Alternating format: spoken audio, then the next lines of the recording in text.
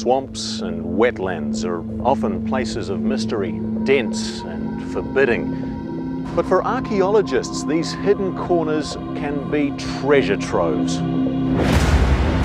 Tonight, we delve deep into a swamp that swallowed an entire village. We join an archaeological exploration of a site cloaked in mystery, a catastrophic moment frozen in time that provides a rare window into 17th century Aotearoa. Now, with the help of cutting-edge science, the swamp is giving up its secrets. Who were the people who settled here and then disappeared as quickly as they came? What will be revealed about the way they lived and the way they died? Discover what lies beneath as we unearth the secrets of the swamp.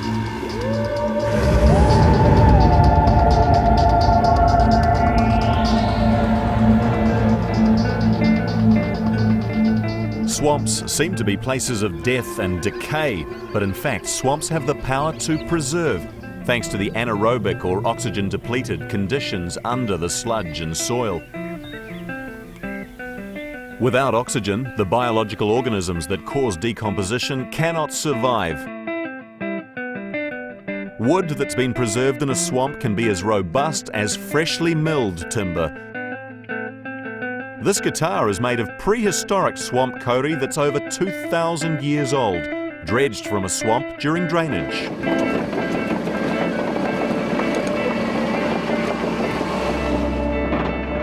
Ancient kauri stumps are routinely cleared from paddocks in the North Island.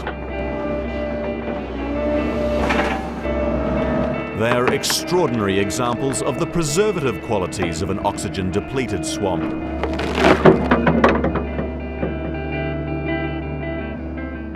And it's these qualities that make swamps such a rich source of material for archaeologists.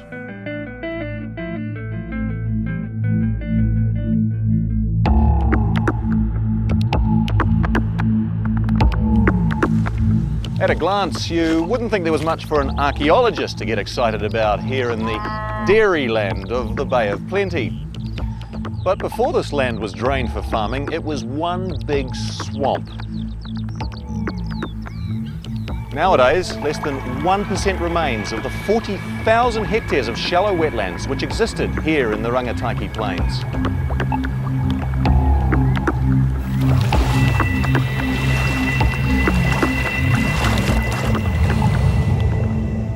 Here at Kohika, just west of Whakatane, a team of archaeologists carefully pick through tons of swamp soil, unearthing pieces of a vast puzzle, fragments of the village that once stood on this site. Yeah, it's relational to the Hinaki as well. It can be back-breaking, dirty work. Ugh. Jeff Irwin, Professor of Archaeology at the University of Auckland, has dedicated his career to unlocking the 17th century time capsule that was first discovered here over 30 years ago. What first tipped you off that there was more to this site than just your average dairy paddock?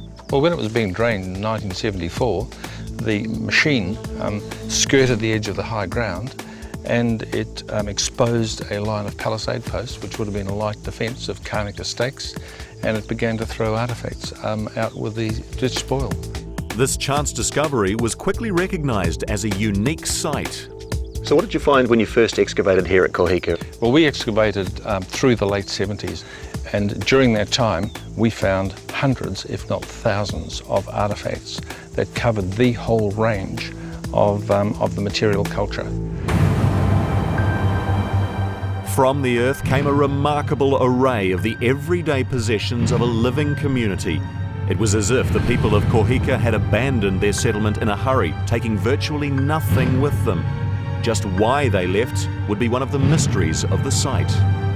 So is that what you'd normally expect to find, the wooden woven stuff as well? No, these things are really rare. Not just rare in New Zealand, but rare worldwide, and they're becoming increasingly so as wetlands are being drained. But what's really significant about this place is what was preserved, the organic material, We got the normal range of inorganic, but we got all the organic too, and that's about 80% of the material culture. And you only found that because of the preservative qualities of the swamp? That's right, and the fact that it had stayed wet since occupation.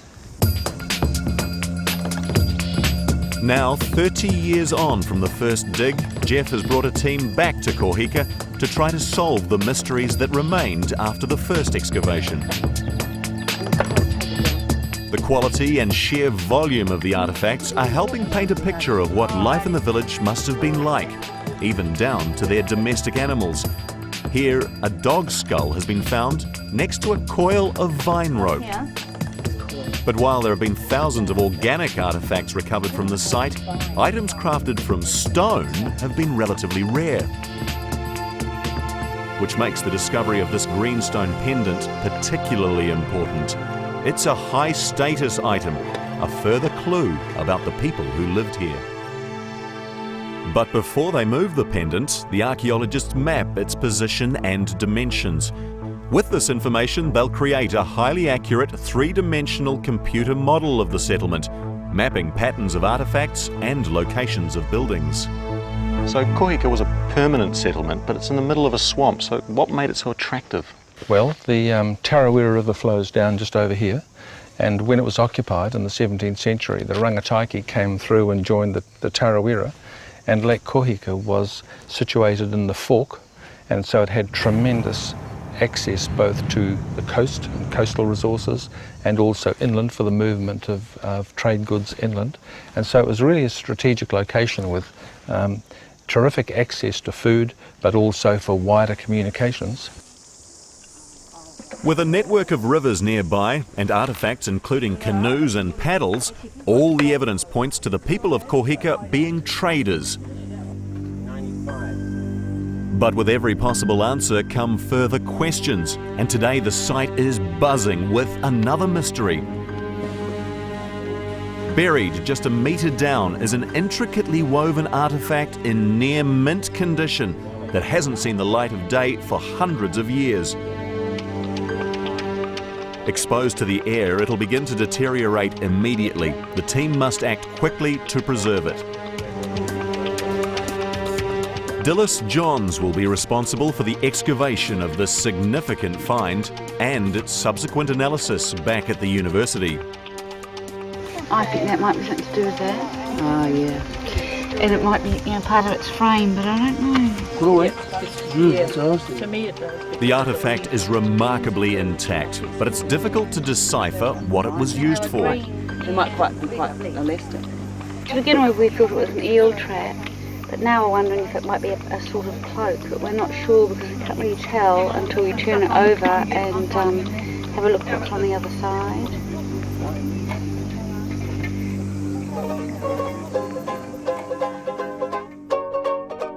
Several Bay of Plenty iwi have an interest in Kohika. Ngāti Awa has been closely involved in the excavation.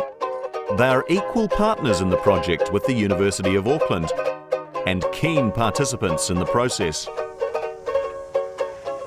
Significantly, this is the first time that we as the tangata whenua have agreed for this process to happen. And I think that is important because the research that is done will provide New Zealand as a whole information and knowledge to empower us in terms of the unique history of this place in New Zealand. The artefact is extremely fragile, so Dilys sprays it with an acrylic resin to harden it sufficiently for further cleaning and preparation for removal. It'll dry overnight before being carefully lifted from the ground and taken to the university for detailed analysis.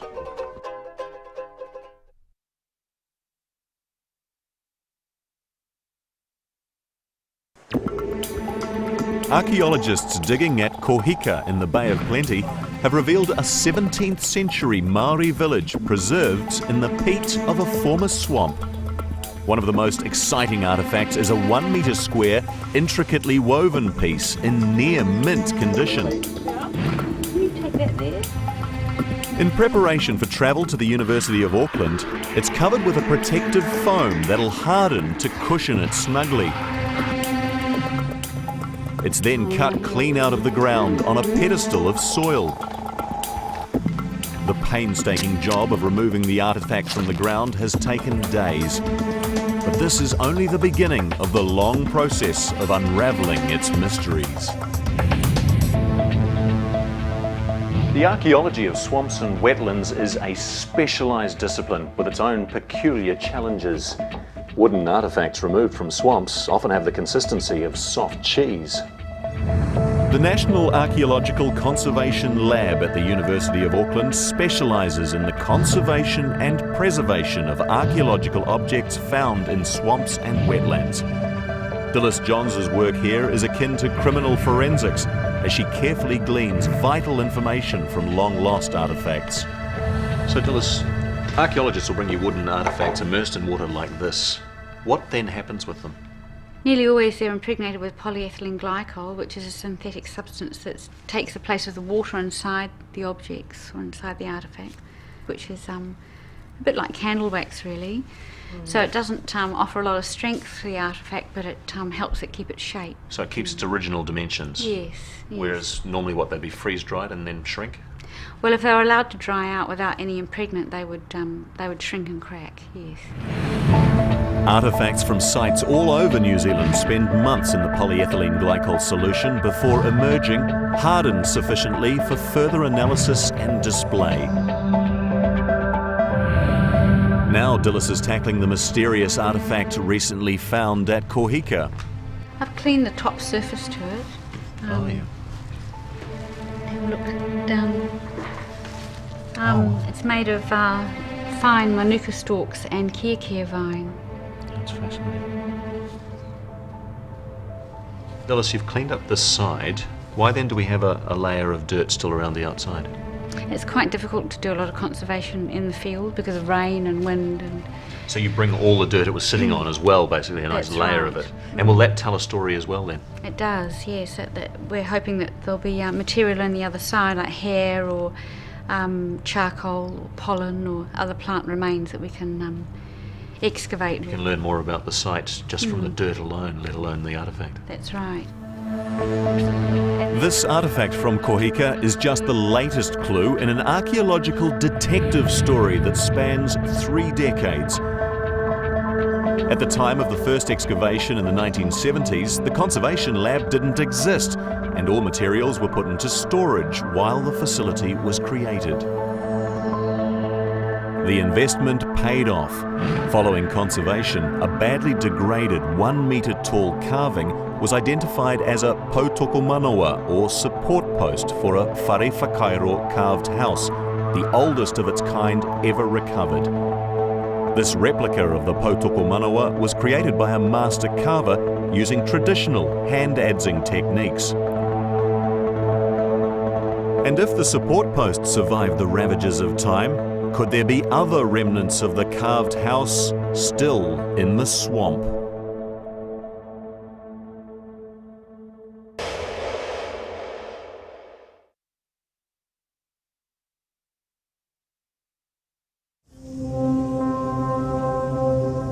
Archaeologists have come here to a former swamp in the Bay of Plenty to record an incredibly detailed account of life in the 17th century.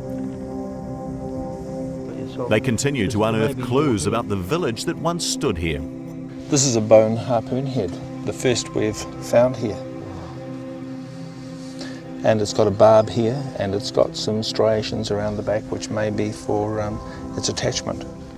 This is just one of a cluster of treasures recently removed from this area, including a tattooing chisel, whalebone mallet, and greenstone pendant.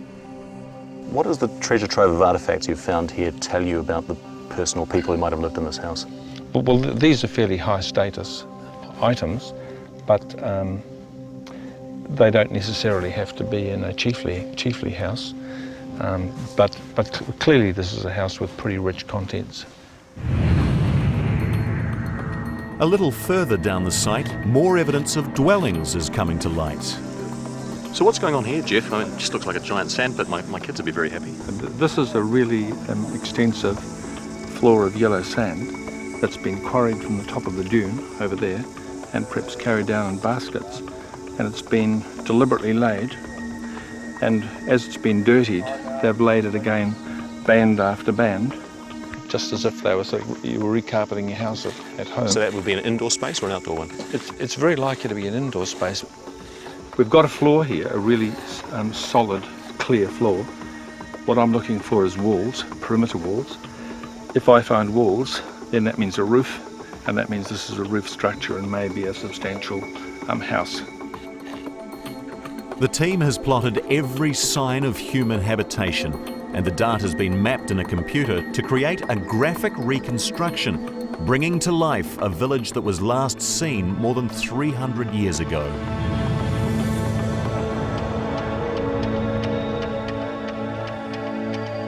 So Jeff, how long were people living here? We think they were living here for about a generation or two, maybe 30 or 40 years, and that would have been in the second half of the 17th century, somewhere between, say, 1650 and 1700. And then, quite suddenly, they left, and they left almost everything behind. And so what we have here, preserved in the swamp around the edges of this island, is a terrific detailed window on what life was like for Maori in the 17th century. Living in a swamp had its benefits, including easy access to resources from the coast and inland. So why would the people suddenly leave? The evidence suggests that Kohika was abandoned in the aftermath of a natural disaster, a great flood that sent the people fleeing to higher ground and clogged the waterways around the village with silt. Suddenly, the canoe access that the village depended upon had disappeared. The main reason for living at Kohika was gone, and so they left. But they probably didn't go very far, and it seems very likely that the descendants of the people of Kohika are living in this area today.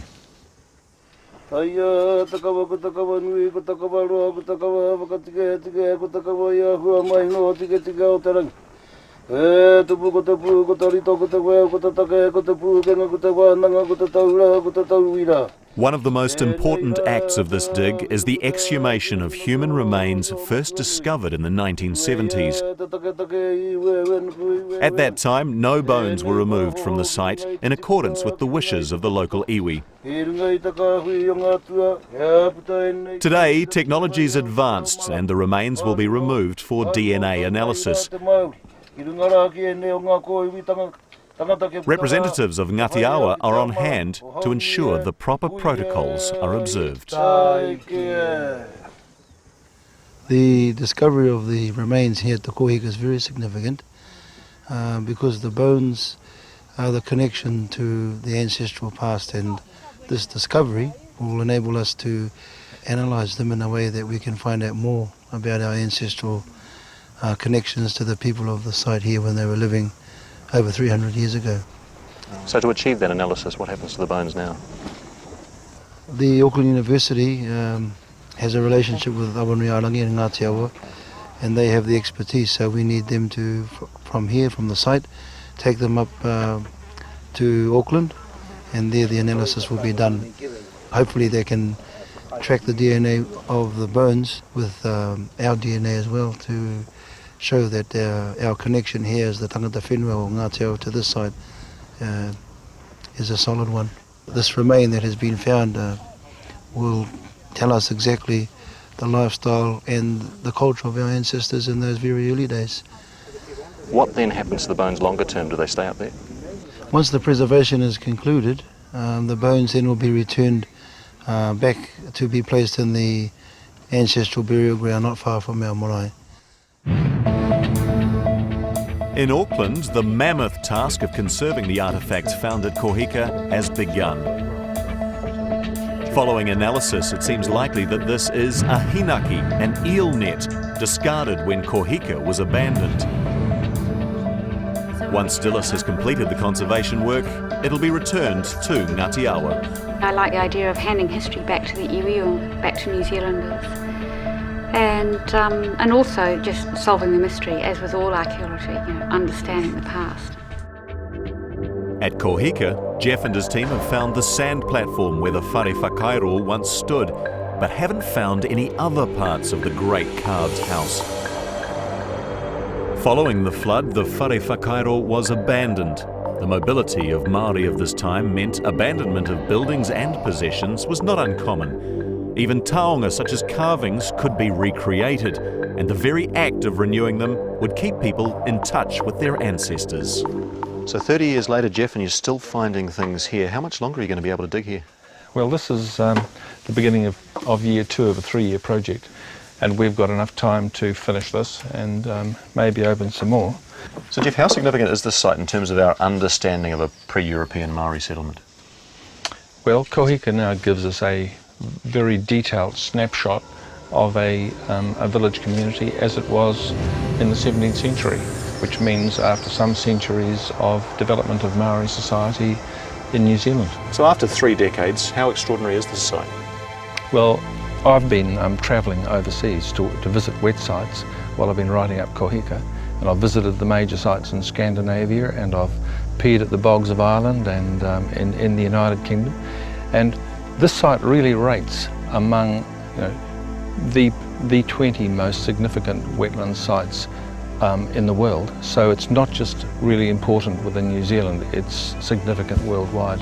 And now that we're publishing the information, it's being recognised as such. Over the past 30 years, the work of archaeologists at Kohika has unearthed hard evidence of life in 17th century Aotearoa and helped paint a vivid picture of this period of our history. Now we're left wondering what else may be lying deep in the hearts of swamps and wetlands, just waiting to be discovered.